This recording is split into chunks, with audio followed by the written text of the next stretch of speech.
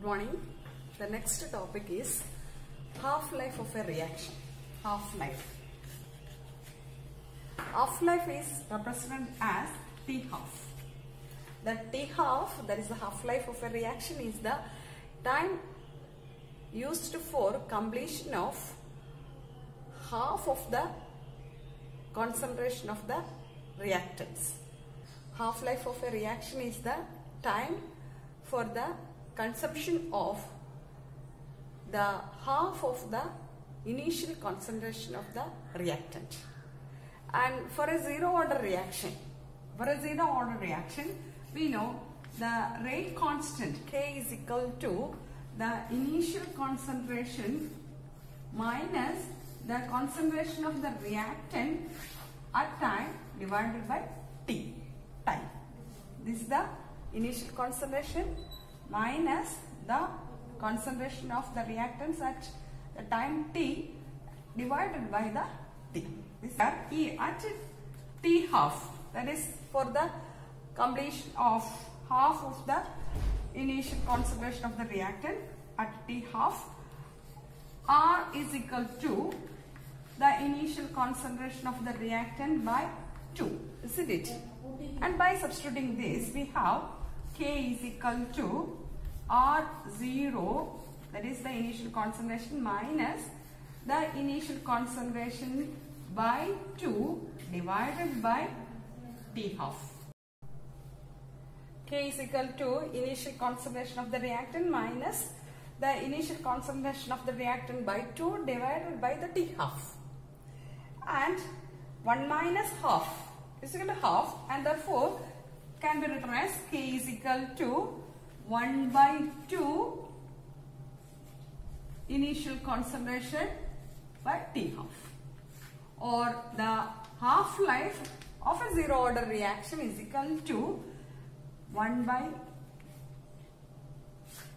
2K into the initial concentration. Okay, that is from here we can find that the half-life of a zero order reaction is directly proportional to the initial concentration of the reactant and inversely proportional to the rate constant. Okay, in case of first order reaction, the rate constant K is equal to 2.303 by T log of initial concentration divided by the concentration at time T, concentration of the reactant at time T. And at T is equal to T half, that is the half-life, the concentration of reactant will be equal to the initial concentration divided by 2. And on substituting the value of reactant concentration here, we have K is equal to 2.303 by T half, at the place of T half, log of initial concentration R0 value divided by R0 value by 2, and divided by 2, R0 cancelled out to numerator, and therefore K is equal to 2.303 by T half log of 2, or T half is equal to 2.303 by K log 2. We know log 2 is equal to 0.3010, and therefore T half can be written as 0.693 by K. Here from this expression it is found that T half is independent of the initial concentration of the reactant. It is inversely proportional to the rate constant only. That is, there is no terms of reactants concentration. That is, the half-life period of a first order reaction is independent of the reactants concentration. For summing up, the differential rate law is dr by dt is equal to minus K, and integrated rate law is Kt is equal to initial concentration R0 minus the reactant concentration at the time T, and straight line plot. For the plot, that is the reactant concentration versus time ആണ് plot വരയ്ക്കുന്നത്. And half-life period of a zero order reaction is the initial concentration R0 by 2K, and unit of K, the rate constant for a zero order reaction, is concentration per time, that is mole per liter per second. And for first order reaction, differential rate law can be written as dr by dt is equal to minus K into the reactant concentration, and the integrated rate law is the R is equal to, that is the reactant concentration is equal to the initial concentration of the reactant R0 e raised to minus Kt, or Kt is equal to natural log of initial concentration R0 by the concentration of the reactant at time t. And the straight line plot, natural log of reactant concentration versus time. And half-life period is T half is equal to log of 2 by K. Natural log, if it is changed to the logarithm to the base 10, it becomes 0.693 by K. And the unit for rate constant is time inverse or second inverse per second. Okay. Next is pseudo first order reaction. Pseudo first order. That is, pseudo first order reaction means it is seemed to be first order, but actually it is higher than the first order reaction. That is, practically, that is by kinetically it seemed to be first order reaction, but actually it is not first order. The order is greater than 1. For this type of reactions are the reaction in which one of the reactant will be in large scale. That is the solution. The medium of the reaction itself will be a reactant.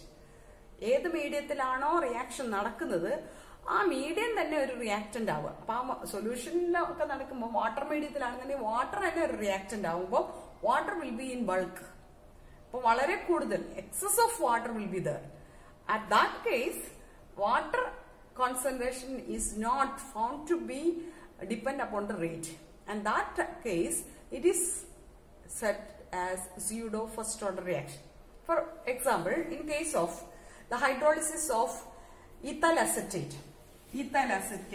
that is CH3COOC2H5, on hydrolysis with water it forms CH3COOH plus C2H5OH,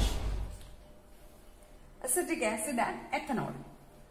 And let at time t is equal to 0, the initial concentration of CH3COOC2H5, that is the ethyl acetate, let it be 0.01. And let the concentration of H2O at time t is equal to 0 is 10 mole. And that is excess of water is there, and at time t is equal to 0, the concentration of acetic acid will be 0 and that of ethanol is also will be 0. Let by time t is equal to t, the full reaction is over. Complete reaction complete ആയെന്ന് വിചാരിക്കും. And at t is equal to 0, all the ethyl acetate consumed and becomes the acetic acid in ethanol. There is no ethyl acetate, and now the concentration of the ethyl acetate becomes 0, and this 0.01 moles of ethyl acetate is consumed to form acetic acid and ethanol. And for 1 mole of CH3COOC2H5, 1 mole of water is needed. And for 0.01 moles, 0.01 moles of water will be needed. And from 10 moles, the 10 minus 0.01 moles of water will be there at the time t. That is, initially the concentration of water is 10 mole and 0.01 moles of water will be consumed to react with the ethyl acetate to forms the acetic acid and ethanol. And therefore, the remaining concentration of water will be 10 minus 0.01 moles, isn't it? And ethyl acetate, 1 mole of acetic acid is formed, and by 0.01 moles of ethyl acetate, 0.01 moles of acetic acid and 0.01 moles of ethanol will be produced. And here we found that from this expression, from this equation, we can write the rate is equal to K dash, the concentration of CH3COOH into concentration of H2O. From here, the concentration of water have no change. That is, the change is negligible. And therefore, this is the concentration of H2O is constant, can be taken as constant, and therefore the expression can be written as K. That is, K dash into H2O can be written as the another constant K into CH3COOH.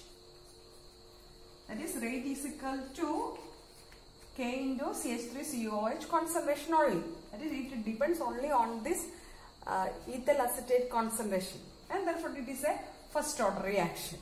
But actually it is a second order reaction, but practically it acts as a first order reaction. This type of reactions are called pseudo first order reaction. Okay, that is, actually it will be a second order reaction, but as the concentration of one of the reactant is very high, huge amount of one reactant is there, then the concentration have no change, or the change in concentration of that reactant will be very small, and that case it can be neglected. The concentration term of that reactant can be neglected, and therefore the rate depends only on the concentration of the other reactant. And this type of reactions are called a pseudo first order reaction. Okay. The hydrolysis. So many hydrolysis reactions are pseudo first order reaction because water is the medium of the reaction. Water medium aayittu varuna reactions mikkavum pseudo first order reaction aayirikkum. Water medium aayittu varugayum cheya. Water also as a reactant. The reactant ആവുകയും ചെയ്യും. ആ റിയാക്ഷൻസിനെയാണ് pseudo first order reactions എന്ന് പറയുന്നത്. അങ്ങനെയുള്ള reactions ആണ് pseudo first order reactions ആവുക. For example, hydrolysis of sucrose. സുക്രോസിന്റെ ഹൈഡ്രോളിസിസിൽ പഞ്ചസാര വെള്ളത്തിലിട്ടാൽ വളരെ കുറച്ച് പഞ്ചസാര ആണെങ്കിൽ പോലും അത് വെള്ളമായിട്ട് റിയാക്ട് ചെയ്ത് കഴിഞ്ഞാൽ ഗ്ലൂക്കോസ് ഫ്രക്ടോസ് ഫോം ചെയ്യും. And water as it is excess, the concentration of water not depends the rate, and therefore it is a pseudo first order reaction. Hydrolysis of sucrose is another example of pseudo first order reaction. The pseudo first order reaction ennu paranjal, that is the reaction in which one of the reactant is in large scale.